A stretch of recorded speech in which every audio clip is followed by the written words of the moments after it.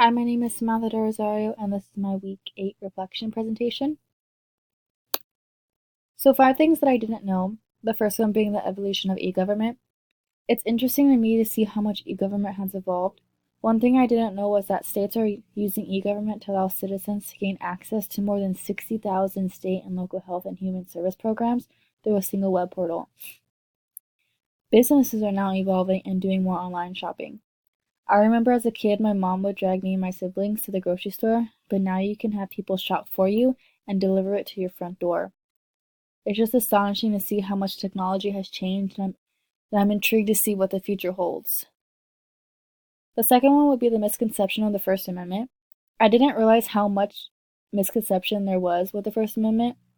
The First Amendment is, Congress shall make no law respecting an establishment of religion, prohibiting the free exercise thereof, abridging the freedom of speech, of the press, or the right of people peacefully to assemble, and to petition the government for a redress of grievances. For example, one misconception is, people tend to think their freedom of speech allows the right to speak with extremism or discrimination. You hear a lot of people screaming, I have the freedom of speech, but not really realizing what the extent is with that founding document. The basis of the First Amendment was, and is, intended by our founding fathers, first and foremost, to keep peace and unity in America. Our principles have not changed, but the culture around us has as we embrace diverse communities, and I believe that's where people tend to mix a few things up and create their own understanding. The third one would be the Miranda versus Arizona case. This case really threw me for a loop. To brief up this case, an 18-year-old was kidnapped and raped by Miranda. She was able to give a detailed description of him, and he was put into custody.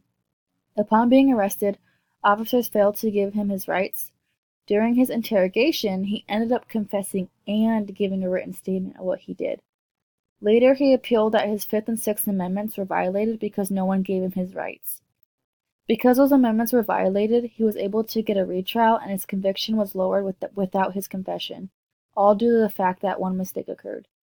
It's crazy to think that one little mistake allowed his whole sentencing to change, and it just proves how important it is to know your rights. The fourth one would be budgeting.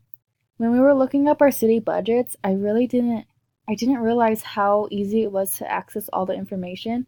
For some reason, I thought it was more private, but it was very informative to know my city's plans and outcomes each year when it comes to budgeting. It kind of also allows us to be a part of what's going on with our city and keeping up in the loop of things. The last one would be Taylor's scientific management. With this theory, it was very interesting to learn that every industrial business operation uses this theory across the world. It has allowed businesses to practice planning, processing, design, quality control, etc. The 4 principles that I didn't know that fall under this theory were 1. Replace working by rule of thumb. 2. Match coworkers to their job. 3. Monitor workers' performances. And 4. Allocate the work between managers and workers. Looking at all these concepts, it has allowed me to realize how I see them in my workplace. It's good to understand where the original concepts came from and how far back it goes. Talking about all these points, they were very interesting to me because 1, I didn't know much or anything about them, and 2, if I did know them, I was able to gain some knowledge about the topic. These topics were ones that really caught my attention, and it's very intriguing to have a great understanding of each of them. If I had to choose which one I would share the most, it would probably be the misconception of the First Amendment. This made me realize how many Americans today lack the knowledge of their rights. I've already shared this topic with a few of my family members, and they were very intrigued and grateful to get a better understanding. I feel like it should be everyone's interest to look at each amendment and really get a full understanding of them, because one day you might actually have to justify yourself. Something we talked about that was really surprising was the garbage can theory.